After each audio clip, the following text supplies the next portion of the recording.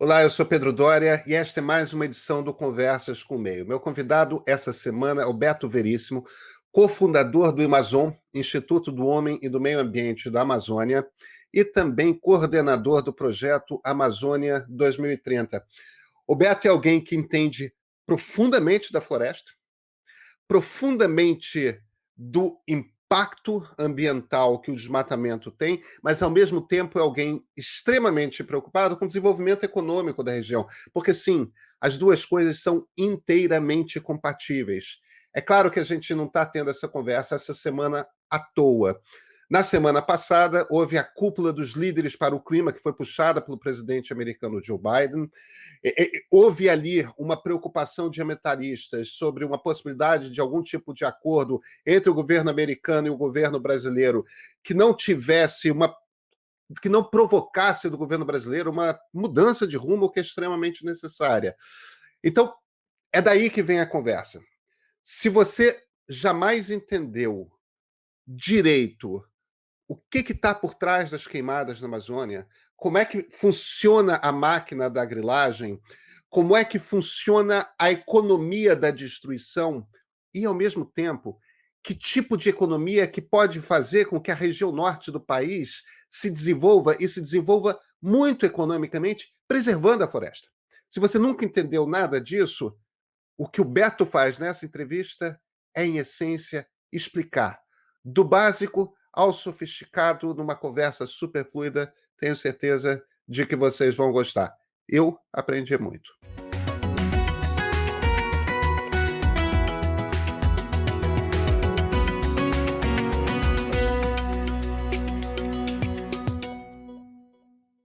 Beto Veríssimo, muito obrigado por ter tirado esse tempinho para conversar comigo.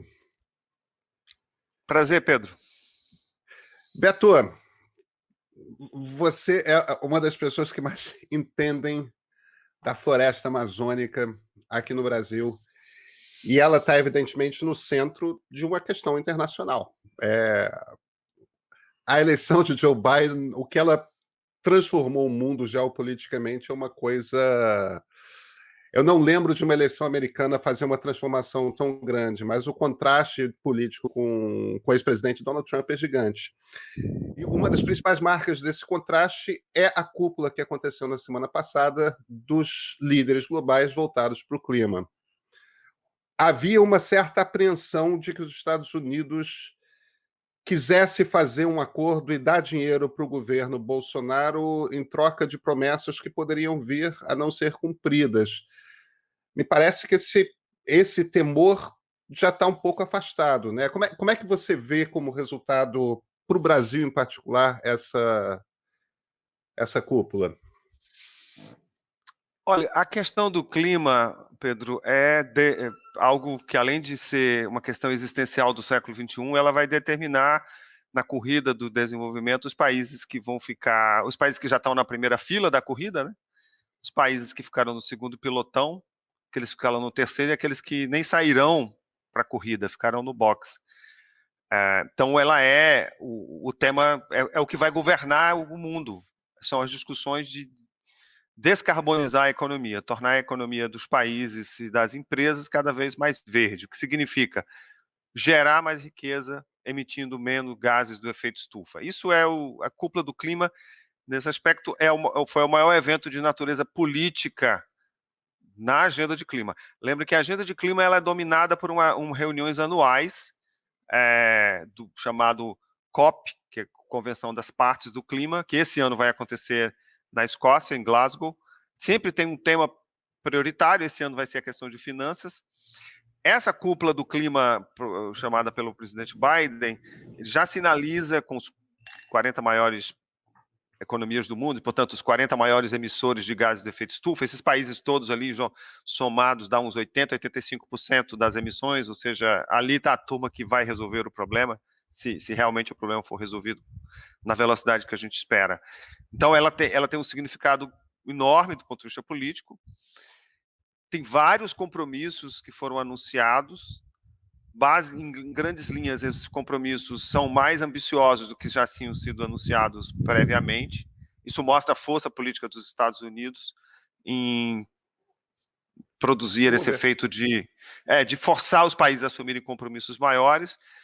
Os Estados Unidos, em particular, aumentaram seus compromissos. Basicamente, ele diminui o tempo. Em 2030, os Estados Unidos têm que emitir metade dos gases de efeito estufa que ele emitia em 2005. Então, ele vai ter que fazer várias mudanças na sua matriz energética. Enfim, isso está posto. E aí, na sequência, todo mundo teve que apresentar, teve que levar o seu plano mais ambicioso. Mesmo o Brasil levou alguma coisa um pouquinho mais ambiciosa, pelo menos da retórica, do que estava sendo dito anteriormente. Então, eu acho que é um evento divisor de águas, porque ele estabelece, então, ali todos os países, todos, sem exceção, estavam lá, anunciaram metas mais ambiciosas do que estavam até então assumindo nos eventos e nos compromissos internacionais. Me diz uma coisa, é impressão minha, talvez eu esteja com uma impressão hiperbólica e a coisa seja um movimento mais lento, mas eu fico com a impressão de que há essa virada de 2020 para 2021 é meio que um divisor de águas. É como eu saí um pouco da última semana com a impressão de que não existe mais espaço para ser negacionista. Tinha alguns setores da direita, mesmo em países com democracias sofisticadas, havia alguns setores da direita que se sentiam bastante à vontade para questionar se não o efeito estufa, pelo menos que o homem fosse responsável por esse efeito estufa, com o processo de ficar enchendo a atmosfera de carbono. Eu estou com um pouco a impressão de que não existe mais o espaço, pelo menos no nível retórico, para você questionar isso. É como se tivesse tido uma mudança cultural e uma virada meio que repentina em algum momento. Você acha que eu estou errado? Estou excessivamente otimista? Não, você está certo.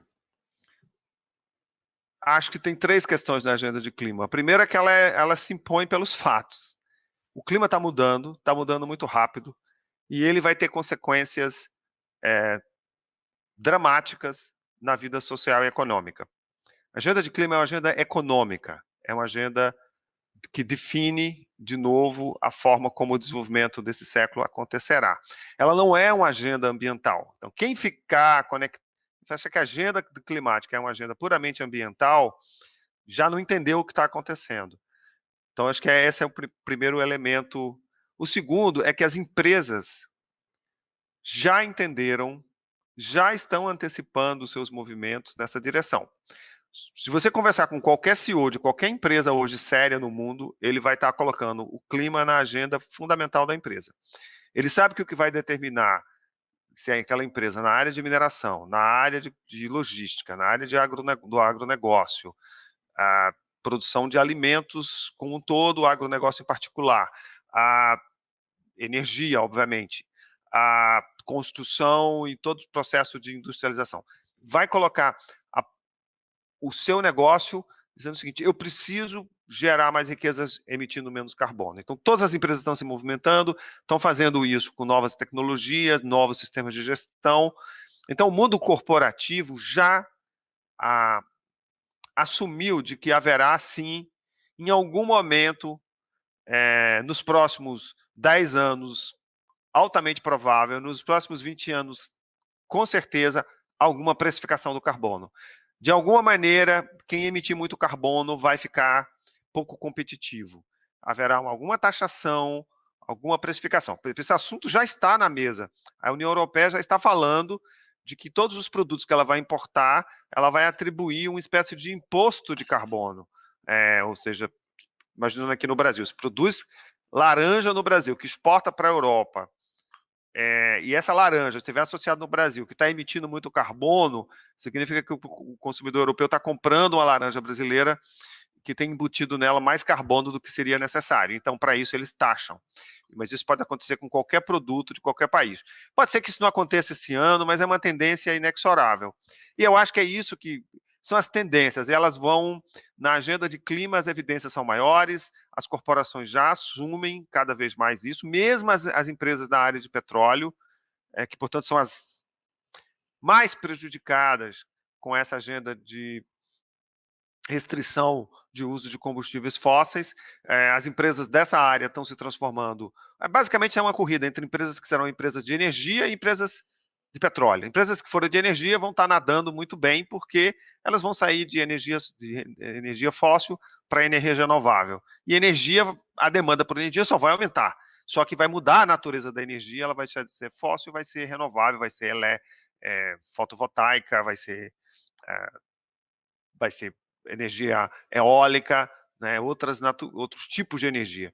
Então, eu acho que é isso que torna o assunto inexorável, e você, tirando grupos fundamentalistas, assim, que tem uma posição ideológica, nesse caso não vai sobreviver, porque é impossível nadar contra as três marés. Os governos já entenderam isso, os mercados já entenderam, e a realidade física do mundo já está mostrando essa conta para a gente.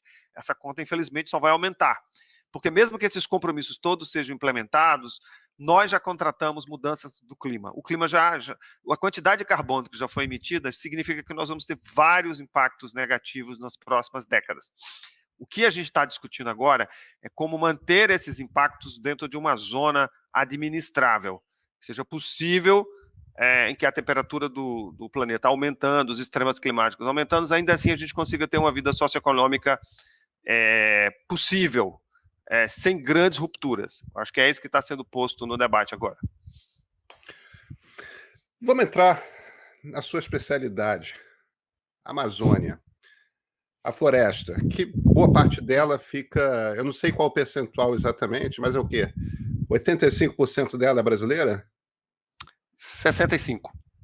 65%, é menos então do que eu imaginava. Aí pega Peru, Colômbia, Venezuela, mais algum país? Sim, vamos pegar aqui Guiana Francesa, depois temos Suriname, Guiana, Venezuela, Colômbia, Bolívia, Peru e Equador. Certo. Distribuído ali, logo depois do Brasil, você tem Colômbia e Peru com maiores proporções são os países. Mas o Brasil tem 65%, os outros 8 países têm aí os 35%. O problema de desmatamento é mais grave no Brasil? O desmatamento na bacia amazônica, vamos chamar de grande Amazônia, ele é principalmente no Brasil. Depois tem um problema na Bolívia e no Peru. Nos outros países, Equador também, mas o Equador é pequeno, é um país menor do que Rondônia. Metade do Equador é andino, outra metade é amazônico. Então, no fundo, é pequeno. O problema está concentrado. O Brasil tem 80% do problema do desmatamento. 80% do desmatamento da grande Amazônia acontece no Brasil. Eu sei que eu vou entrar aqui num terreno que, para quem acompanha a fundo o tema, talvez seja um pouco superficial, mas eu quero entender como é que é a cadeia desse processo. Como é que funciona economicamente a indústria do desmatamento? Eu entendo a lógica de você chegar lá e cortar madeira ilegal e vender. Eu entendo talvez um pouco a lógica de usar o terreno que sobra como pasto. Tem grileiros. O que sustenta essa indústria? Qual é a lógica? É ideológico? Tem um fator ideológico de progresso é concreto armado, uma coisa nos 50? O que é? Como é que funciona isso? De certa maneira, o desmatamento é uma resposta das falhas de políticas públicas. Então, a gente precisa entender isso como um fenômeno em que o Estado brasileiro, no passado, tem 3 fases do desmatamento. Primeiro, o Brasil queria desmatamento nos anos 70, achava que desmatamento era paradigma de desenvolvimento, pagava-se para as pessoas desmatarem, ocuparam a Amazônia com a estratégia de desmatamento e de infraestrutura. Esse experimento não deu certo, a Amazônia continuou pobre, subdesenvolvida, e a degradação e o desmatamento, degradação aqui dito, mesmo quando a floresta fica em pé, mas ela ainda está, ela já teve fogo, já teve extração de madeira. Então, esse é o padrão. Aí, no meio do caminho, lá, mais ou menos há 15 anos atrás, 20 anos atrás, o Brasil mudou, falou, realmente o desmatamento precisa ser controlado, porque ele não é mais aceito no século XXI, os países pressionam muito o Brasil e os próprios brasileiros também pressionam. E aí o Brasil lançou um plano de combate ao desmatamento que foi bem sucedido. Ele reduziu 80% do desmatamento entre 2004 e 2012, basicamente, que é o terceiro ponto que eu vou entrar, asfixiando a indústria do desmatamento, a economia do desmatamento. Ela está centralizada na seguinte sequência. Sobretudo, uma atividade associada com grilagem, que é roubo de florestas públicas. Então, é o processo que acontece na periferia das cidades brasileiras, que as pessoas invadem terreno, muitas vezes, lotiam esses terrenos e vendem esses terrenos. Na Amazônia acontece a mesma coisa. Só que esses lotes são imensos. São de 2, 3, 4, 5, 10 mil, 20 mil, 50 mil hectares. Então, é um negócio organizado. E aí, onde é que acontece a falha de políticas públicas? Ela acontece em três frentes. Primeiro, o governo abre estradas e expande a fronteira em locais que não têm viabilidade econômica, mas é muito bom para o grileiro, porque se o governo abre uma estrada no oeste do Pará, no sudeste do Amazonas, facilita o trabalho do grileiro de chegar nesse território, ele ocupa. E como é que ele ocupa? O desmatamento é a sinalização. Ele desmata para dizer, aqui tem alguém, tá dizendo para o outro grileiro que ele já chegou primeiro. Ele usa a pecuária, o boi, como, na verdade, é uma maneira de afirmar a posição do seu território. O boi não tem ali nenhuma finalidade produtiva. O boi é apenas o vigia daquela área que vai ser revendida no futuro. Ele vai amansar a área, como eles usam. Eles vão ocupar, desmatar, e em algum momento ele vai tentar legalizar isso. E aí vem a segunda falha. O governo, em algum momento, seja por medida provisória ou o Congresso, por projeto de lei, anistia. Diz que, em algum momento, aqueles ocupantes ilegais devem receber o título. Esse processo de anistia à invasão faz com que o sistema, que seja o crime compense, porque você continua invadindo, continua sendo anistiado, e é um negócio extremamente rentável, porque o que eles fazem, roubam florestas que pertencem ao patrimônio do povo brasileiro, não pagam nada por isso, quando pagam valores irrisórios, e depois revendem e ganham muito dinheiro. Então, de fato, o segundo elemento da política é. O terceiro elemento, que a gente está vivendo agora, é que você reduz o esforço de fiscalização. Então, você abre infraestrutura, estradas desnecessariamente. Anistia ou promove anistias no executivo ou no legislativo para esses ocupantes. E reduz a fiscalização sobre ele vai se sentir muito à vontade para continuar gerando. Então, o desmatamento é uma resposta do mercado de corretagem, de invasão de terra, à abundância de florestas públicas disponíveis para serem invadidas. Esse é o dilema. Enquanto não enfrentar isso, todas as outras iniciativas é como enxugar gelo. Se mandar simplesmente a fiscalização e, ao mesmo tempo, o Congresso continuar anistiando invasores, você não resolve. Você tem que mandar a fiscalização e, ao mesmo tempo, endurecer. O ministro Luiz Barroso falou, olha, criar um projeto de emenda constitucional que proíba a regularização de áreas invadidas na Amazônia. Esse tipo de iniciativa que daria uma linha divisória. Na hora que você fizer isso, você acaba o oxigênio que move a dinâmica do desmatamento na Amazônia. O desmatamento na Amazônia, em grande parte, não tem a ver com produção agrícola, não tem a ver com necessidade social e estratégica para o Brasil. Ela é um problema causado por uma minoria que destrói o patrimônio da maioria e prejudica o Brasil em todos os aspectos, inclusive prejudica o agronegócio brasileiro. E aí esse assunto de regulação fundiária, ele aparece, para quem está longe, parece que faz sentido. Regularizar, criar regras e tal. Faz sentido se você estiver regularizando as áreas que estão lá na parte que a gente chama do sul da Amazônia, lá no Tocantins, no sul do Pará, no meio do Mato Grosso. Ali que é a área que foi ocupada nos anos 70, onde a fronteira está consolidada, a regulação fundiária lá faz sentido. Regulação fundiária no oeste do Pará, no sudeste do Amazonas, não faz nenhum sentido. Você está premiando o crime.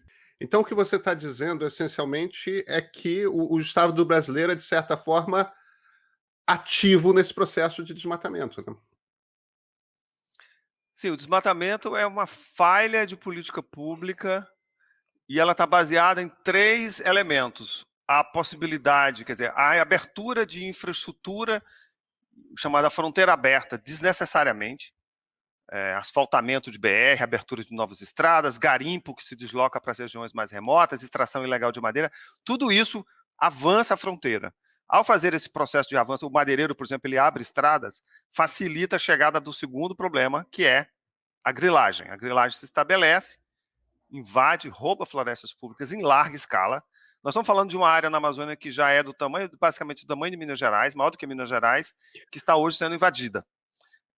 E essa área vai ser, no ritmo que essas coisas estão, em menos de 10 anos, ela vai ser toda apropriada. Esses grileiros, esses invasores, estão invadindo áreas de 100, 200, 300 mil hectares de floresta, desmatando uma parte disso, colocando gado, não para fins produtivos, mas para fins de marcar o terreno, para revender essas áreas lá na frente. E o terceiro, aí vem o elemento, segunda falha. O governo federal, nesse momento, nesses últimos 2 anos, pode prestar atenção, teve várias iniciativas e medidas provisórias para mudar o marco temporal da regularização fundiária. Significa permitir regularização fundiária depois de 2009. O marco do Código Florestal era 2009. De lá para cá, todos os anos, nos últimos anos, do governo Temer para cá, principalmente, mas acelerou mais agora, tentativa de permitir regularização de lotes maiores, acima de 200, 300 hectares, e também desmatamentos mais recentes. E isso cria o segundo incentivo de que, em algum momento, esses grileiros, esses invasores, sabem que seja ou o Congresso Nacional ou o Executivo, os dois juntos, vão anistiar e vão permitir que ele consiga documentar essa área que ele invadiu, em que ele roubou aquele patrimônio do povo brasileiro, e ele vai vender, e aí ele fatura, é aí que ele realiza o lucro. E o terceiro problema é que você diminuiu bastante a fiscalização nesse momento. A fiscalização, o combate acirrado ao grileiro, ao confisco as operações que funcionavam no passado, elas confiscavam os equipamentos, queimavam equipamentos e tudo. Esse entendimento dessa dinâmica foi o que permitiu o Brasil de reduzir o desmatamento lá atrás, porque aí você impediu, naquele momento, novas ocupações, novas grilagens, endureceu a fiscalização e reduziu o que a gente chama da expansão da fronteira. Então, se quiser resolver o problema do desmatamento, é uma agenda de política pública e é uma agenda de governo federal, principalmente, porque é quem tem os instrumentos para fazer isso. Não é mercado que vai resolver o problema do desmatamento nos próximos anos. Então, a gente transferir para o mercado é uma visão ilusória para essa questão. Para a questão de clima, o mercado tem importância, mas para a questão do desmatamento, cabe ao governo resolver esse problema. Beto, do ponto de vista do Palácio do Planalto, para mim a coisa é mais ou menos clara. O problema, a questão ali é ideológica. Jair Bolsonaro é um reacionário, ele olha para a floresta, ele acha que aquilo é subdesenvolvido, ele quer garimpo, ele quer concreto armado, ele acha que o dinheiro para o Brasil está na madeira em cima e minério embaixo, tal. Ali é claro, mas me parece que existe um outro aspecto político, existe uma cadeia de lobby aí, que já atuava antes do governo Bolsonaro em prol, perdão, em prol dessa regularização dessas terras por conta dos grileiros. Qual é a natureza desse lobby? Ele é sofisticado? A atuação é em Brasília? A atuação é mais local nos estados amazônicos? Como é que é essa estrutura? Não sei se dá para dizer quais são os nomes, mas como é que funciona esse lobby dos grileiros? O que dá poder político a eles? Olha, eu acho que esse poder político foi, nesse momento que a gente está vivendo, do novo governo federal, é maior, porque esses setores se sentem como parte dessa tarefa de ocupação da Amazônia. Então, se a floresta não tem valor, o que vai permitir o desenvolvimento da Amazônia, na visão dessas pessoas, é, de fato, desmatar, transformar a Amazônia num grande cerrado, né? No lugar onde isso vai ter a expansão do agronegócio. Isso é uma visão, obviamente, que não tem nenhuma fundamentação na realidade da Amazônia. As pessoas não conhecem a Amazônia. A floresta tem valor, a floresta é estratégica. O desmatamento não levou ao desenvolvimento, o desmatamento nos manteve num ciclo de pobreza e de subdesenvolvimento.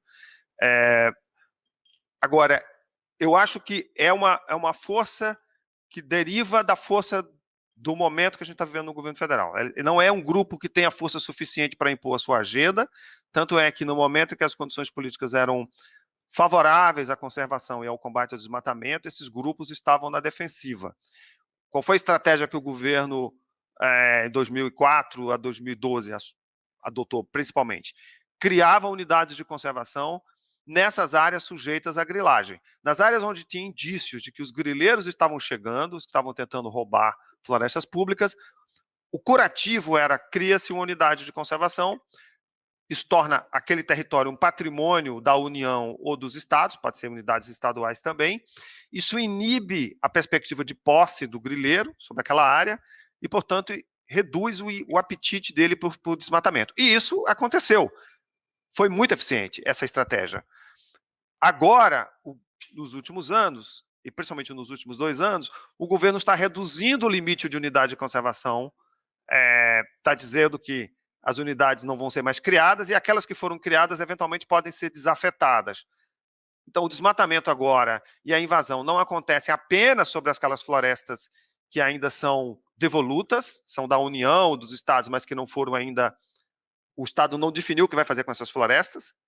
Então, tem um problema sério aí, mas também há invasão nas unidades de conservação. Por que está uma invasão? Porque tem uma perspectiva de que o governo vai reduzir o seu tamanho. Aliás, o governo de Rondônia acabou, a Assembleia Legislativa de Rondônia acabou de reduzir o limite de 2 unidades de conservação na véspera da Conferência do Clima, nesse efeito de passar a boiada, aproveitando ali a desatenção, estava todo mundo olhando para um lado, olhando para o outro, já fizeram uma mudança que aí começa a tirar os pedaços das unidades de conservação. E como é que isso acontece? Invade as bordas, né? Essas unidades são imensas, são 200, 300, 400 mil hectares, as áreas da Amazônia são imensas, e aí faz o famoso fato consumado, que é o desmatamento. O desmatamento é um fato consumado. O grileiro, ele desmata não porque ele precisa da área para a produção de alimento, ele desmata para criar o fato consumado de que aquela área já foi desmatada e que agora não tem jeito, tem que dar o título.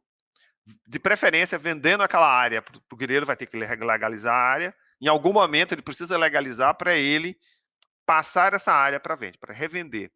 Tem um documentário que está na Globoplay, do Estevão Ciavata, chamado Amazônia Sociedade Anônima, que se baseia em várias gravações da Polícia Federal sobre como operam essas máfias, que ilustra muito bem que é um crime muito bem articulado. Eles sabem quais são as glebas que estão disponíveis, eles investem no desmatamento, eles patrulham a área com seus jagunços e tem uma tropa ali que segura. A venda da madeira é um elemento que gera ali uma receita, mas não é a madeira o principal objeto do processo de invasão, é a perspectiva de fato, revender aquela área. E eles explicam exatamente nos áudios como vai ser feito o processo. Não, a gente vai invadir, a gente vai desmatar e depois vamos tentar obter uma licença em algum lugar, depois o Congresso muda a lei e aí a gente consegue vender. Então, de fato, você tem... Isso está instalado, é isso que está movendo o desmatamento, e a menos que você tenha um corte no oxigênio que alimenta esse ciclo, o desmatamento vai persistir. O governo vai fazer uma operação aqui e ali, cinematográfica, vai prender algumas toras, pode ser até milhares de toras, mas o desmatamento vai continuar subindo, porque o que empurra o desmatamento é essa dinâmica, é essa lógica. E ele está acontecendo em muitas frentes. Está acontecendo numa área que vai do oeste do Pará, e estão falando de regiões imensas. Nós estamos ali próximo de Santarém e indo até o Acre. Nós estamos falando de 5.000 quilômetros de extensão. É como se fosse uma grande área em que o desmatamento está acontecendo ao longo desse arco, em partes, às vezes contínuas ou não. Então, é muito difícil uma fiscalização conseguir estar em todos esses pontos. O inteligente é remover o elemento que, de fato, financia esse desmatamento. Desmatamento é um investimento, custa caro, e só desmata quem acha que em algum momento vai ter um retorno. Nesse caso, o desmatamento, de longe, parece que é uma justificativa para a expansão da produção agropecuária, não é. a produção agropecuária na Amazônia está bem localizada na região muito longe dessa fronteira do desmatamento, está a 500, 600, 800 quilômetros de distância. E, além do mais, que boa parte das áreas que a gente já desmatou estão abandonadas. Então, a agricultura brasileira e a pecuária não conseguem ocupar e produzir sequer nas áreas que já foram desmatadas no passado. Então, não faz nenhum sentido para a produção agropecuária, não movimenta a economia. Então, de fato, de fato, a gente está desmatando a Amazônia para nada. Essa que é o...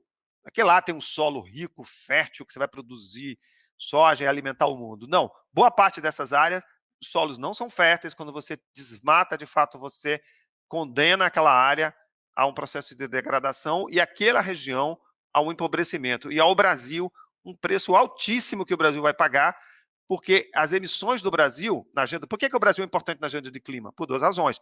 Pela Amazônia, que é um tesouro do ponto de vista de recursos naturais, e o fato de que as emissões, os gases de efeito estufa do Brasil, não vêm da indústria brasileira. O Brasil não é um país que polui muito. O Brasil emite muito carbono do desmatamento para nada.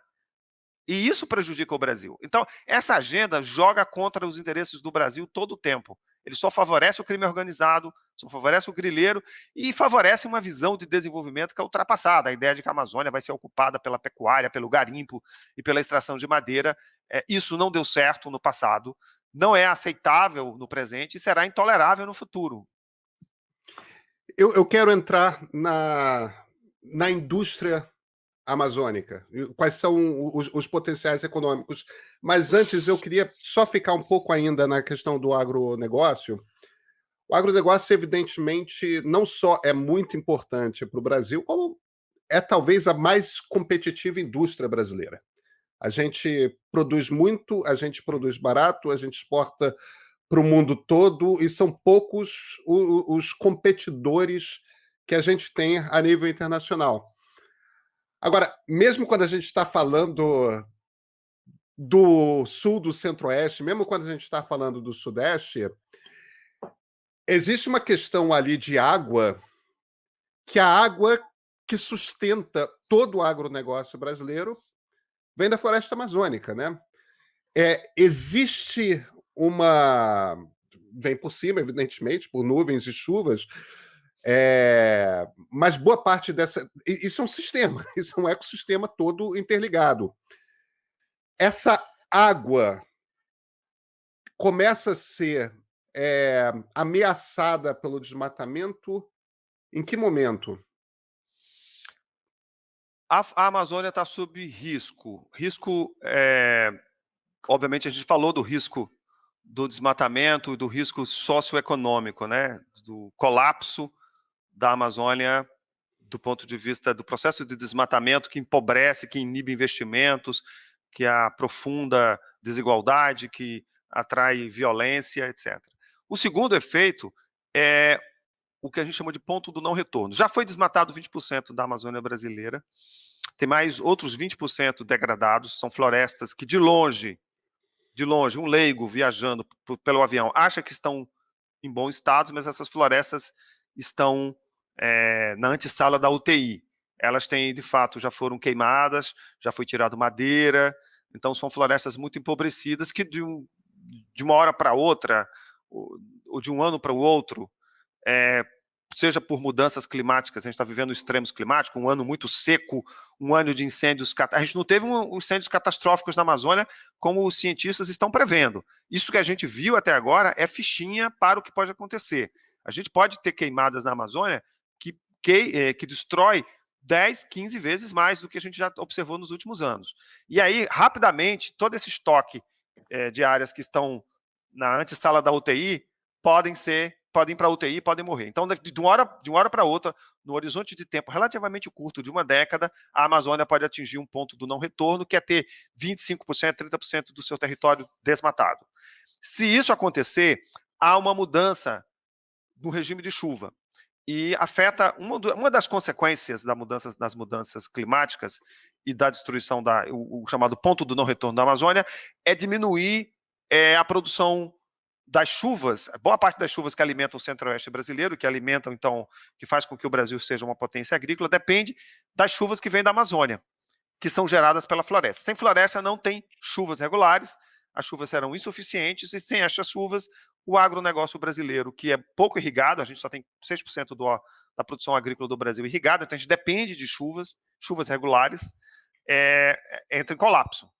Entra em colapso do ponto de vista da competitividade. O Brasil consegue produzir 2 safras de grãos, por exemplo. Por quê? Porque tem chuvas. Não porque é do solo, os solos brasileiros são muito pobres, mas o Brasil, essa potência da agrícola do Brasil é uma bênção, em parte, da floresta amazônica. Ela ajuda ao Brasil se tornar a potência agrícola que é. A outra é a tecnologia que o Brasil desenvolveu com a Embrapa desde os anos 70 e o espírito empreendedor do homem do agronegócio brasileiro, das pessoas que estão no agronegócio. Esse tripé fez com que o Brasil hoje tenha no agronegócio, de fato, a sua única vantagem comparativa no mundo nesse momento. Quer dizer, o único setor brasileiro realmente dinâmico, competitivo e que tem uma expressão no mercado internacional é o setor de mineração, também tem minério de ferro e papel e celulose, mas é muito pouco para um país que já sonhou em ser um país que é muito além, que tinha uma indústria que apostou, que gostaria de estar num patamar que não dependesse apenas de matérias-primas e de commodities do agronegócio. Então, a Amazônia, ela é chave para o futuro do agronegócio. Seja porque, se a Amazônia for embora, as emissões de gás de efeito de estufa que estão na Amazônia vão colocar o Brasil como pária. Quer dizer, o Brasil vai ser um país que vai ter muita dificuldade no mundo com o descontrole do desmatamento na Amazônia. Ele gera um problema no curto prazo, porque aumenta as emissões de gás de efeito de estufa do Brasil, desmatou, aumenta, é mais fumaça, é mais gás de efeito de estufa, o Brasil passa a ser um país que fica ali como vilão, né? E, no médio prazo, você tem uma mudança no regime de chuva que é mortal para a competitividade do agronegócio brasileiro. Então, isso leva à pergunta-chave, que é: a gente desenvolve a região como sendo verde? Quais são os caminhos? Eu acho que a Amazônia tem ali um cardápio de opções. Primeiro, as áreas que já foram desmatadas, então a gente está falando de uma área maior do que Minas Gerais, São Paulo, Rio de Janeiro e Espírito Santo, já estão desmatadas na Amazônia. Parte disso está abandonado, parte disso está subutilizado. Então, a tarefa é que nos próximos 15 anos, o Brasil, sem desmatar nenhuma área nova, consiga, de fato, ocupar bem aquilo que já foi desmatado. E pode ser ocupado com florestas plantadas, papel e celulose, pode fazer expandir pecuária de boa qualidade, pecuária bovina, melhorar a produção de grãos. A produção de grãos na Amazônia é a parte mais moderna que temos na Amazônia. Minério de ferro, alumínio, né, a cadeia do alumínio, que é a bauxita, geram riquezas, ainda que sejam concentradas em uma certa faixa do território, mas são setores organizados. Então, você tem assim uma parte da economia, vou chamar aqui tradicional, tem espaço na Amazônia, não precisa sair da Amazônia, pode ter tudo isso. Dendê, Isso, etc. evidentemente, sem que os grileiros tenham 1 centavo de lucro, né? Sim. E aí, esses setores todos que eu acabei de listar tem que se dissociar dos grileiros.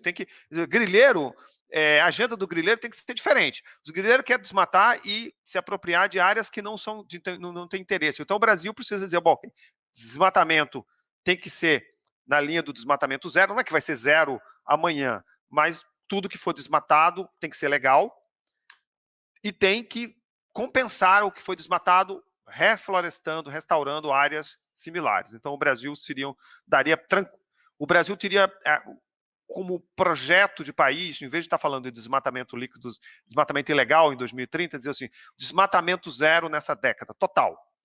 E com metas anuais cada vez mais ambiciosas. Então, a primeira faixa é essa. A segunda, existe uma economia na floresta.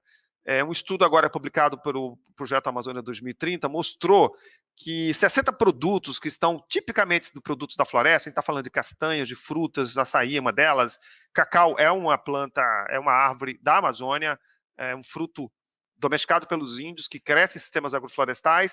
Se você junta sistemas agroflorestais, nozes, fibras, castanhas, resinas, novas proteínas de cogumelos e peixes, etc., o mercado global desses produtos, desses 60 produtos, que a Amazônia já exporta em pequenas quantidades, é 170 bilhões de dólares.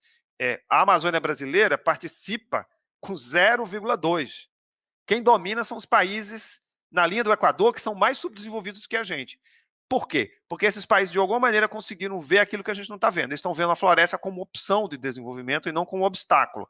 Então, a segunda cesta de soluções tem a ver com dinamizar esses produtos que já estão hoje, essas cadeias já funcionam na Amazônia, só que elas funcionam de uma maneira ainda precária, incipiente, sem políticas de fomento. Terceira área de cesta de soluções, dentro do cardápio de soluções para a Amazônia. Produção de biomassa. A Amazônia é, como toda a região tropical, pródiga em fotossíntese. Produção de biomassa muito rapidamente. E quando a gente olha a mudança climática, existe um grande mercado que é capturar o carbono que já foi emitido. O dilema da mudança climática é que tem que reduzir as emissões do mundo e tem que pegar uma parte do que já foi emitido e colocar de volta dentro da Terra. Tem duas maneiras. Ou tem umas tecnologias super sofisticadas, mas que são muito caras, que é enterrar esse carbono lá embaixo, mas elas são, nesse momento, abusivas em termos de preço. A forma mais eficiente e mais barata é através da floresta, é plantar a floresta. Árvore. Então, plantar árvore e com esse ciclo desenvolver uma economia de biomassa. Isso já está acontecendo em outros lugares do mundo e a Amazônia pode aproveitar uma parte dessas áreas que estão desmatadas e que não são aptas à agricultura. Ontem, esses dias, agora o Amazon lançou um relatório que mostra uma área que foi abandonada e que está voltando a ser floresta, é fazer com que esse processo de voltar a ser floresta se dê através do... Então, eu chamo de mais uma opção. Quarta opção é desenvolver um pagamento de serviços ambientais, do qual prover chuvas e regular o clima faz parte, mas é só o início. É claro que esses mercados de pagamento de serviço ambiental não estão maduros para amanhã, mas eles estão se desenvolvendo e o Brasil pode ter como parte, não é isoladamente, ele não dá conta do desafio do desenvolvimento, mas fazendo parte, receber um pagamento por hectare ano para aquelas florestas que estão prestando serviços para o resto do Brasil, para a América do Sul e para o planeta, na regulação do clima, na fixação do carbono. Quinta área de bloco de opções, principalmente nos novos produtos e nos novos materiais. A chamada quarta revolução industrial, ela abre uma janela de oportunidade para os produtos, para a economia da biodiversidade. É uma economia do conhecimento, do qual a Amazônia é um grande tesouro da biodiversidade, é uma biblioteca de Alexandria que a gente ainda não conseguiu ler os livros que estão nas estantes. A ciência é o passaporte para fazer isso. Também não é algo que vai dar uma resposta rápida, mas ela é, do ponto de vista do desenvolvimento do Brasil, uma agenda de uma década, sim. O Brasil pode estar desenvolvendo, ali tem saídas para a indústria de fármacos, novos materiais, novas proteínas. E, por último, você tem também que desenvolver uma economia nas cidades amazônicas, principalmente nas capitais, Belém e Manaus, as duas grandes metrópoles, em que as pessoas, de fato, têm uma vida muito pouco conectada com as necessidades da floresta. As pessoas não consomem produtos da floresta e elas também não desmatam. Então, o cidadão que mora em Belém e Manaus, ele não é parte da solução, no sentido que ele não está ali gerando riqueza da floresta, mas também ele não é parte do problema, não é ele que desmata. Então, ele precisa ter uma economia de serviços, de economia criativa, de outras coisas que a gente ainda não conseguiu, de fato, deslanchar, para manter essas pessoas, principalmente os jovens. A Amazônia tem uma população jovem, tem um bônus demográfico, diferente do resto do Brasil, uma população mais jovem, que ao mesmo tempo tem um desalento grande, porque eles não têm muita oportunidade de desenvolvimento. Então, você precisa ter esse cardápio na mesa. Algumas coisas são de respostas mais rápidas, como é o agronegócio, como é os sistemas agroflorestais, como são os produtos das cadeias que já estão operando. Outros são apostas de médio prazo, bioeconomia mais sofisticada, pagamento de serviços ambientais.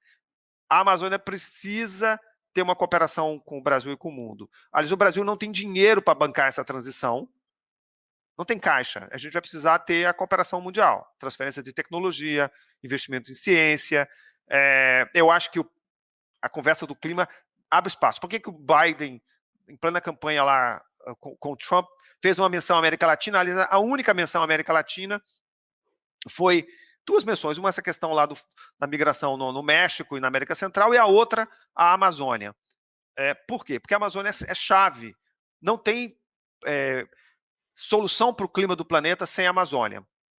Então, nós temos que usar a Amazônia para nos cacifar no debate internacional. Vamos conservar a Amazônia, mas vamos desenvolver a Amazônia. Desenvolver a Amazônia com a floresta em pé, melhorando a vida das pessoas, eliminando o desmatamento, tendo uma agenda extremamente forte contra o crime organizado, contra a ilegalidade. Essa é uma agenda que interessa ao Brasil, obviamente, para os interesses do Brasil, e o Brasil deveria estar priorizando essa agenda. E coloca o Brasil não como um pária ambiental, que é assim que tem sido percebido nesse momento, mas como um país que pode sentar nas mesas das negociações do clima, não ainda pela sua potência econômica, que o Brasil, infelizmente, não nesse momento, mas como uma potência ambiental, que é. O Brasil é uma potência ambiental, só que não está conseguindo usar esse capital político que herdamos, porque é a natureza que nos deu isso. O desmatamento nos tira essa capacidade de ser uma potência ambiental, uma potência diplomática, e uma potência também agrícola. Ela é agrícola agora, mas do jeito que a gente está destruindo a Amazônia, comprometendo a competitividade do setor do agronegócio pelo risco de redução das chuvas e também pelo risco de transformar os produtos brasileiros como produtos contaminados direta ou indiretamente pelo desmatamento. Que essa é a grande ameaça para a nossa economia. Beto, última pergunta. Você é otimista a médio prazo? Eu sou otimista porque eu acho que a Amazônia nos coloca numa posição em que o Brasil tem uma importância geopolítica, dado a esses recursos naturais. A destruição da Amazônia ela não passará impune, porque há sistemas que monitoram a floresta em tempo real, sistemas de imagens de satélite, detectam esse desmatamento. Esses sistemas não estão só no Brasil, esses sistemas estão no mundo inteiro, então não tem nem como alguém pensar que vai fechar o INPE e aí o sistema vai parar, não para. O monitoramento da floresta acontece em tempo real, a agenda de clima é uma agenda define esse século, define o futuro da humanidade, e não tem saída sem a Amazônia. Então eu acho que a pressão sobre o Brasil vai aumentar na medida se o Brasil não traduzir aquilo que o governo brasileiro apresentou na cúpula do clima em ações que significa, no curto prazo, reduzir o desmatamento para valer, e não tem como colocar debaixo do tapete essa agenda, o Brasil vai sofrer muitas pressões, o setor privado brasileiro vai sofrer muitas pressões, e o Brasil, em algum momento, pela pressão e pela dor, terá que mudar o seu comportamento em relação à Amazônia. Eu acho que no médio prazo, até 2030, eu sou otimista. No curto prazo, não sou. Eu acho que ainda tem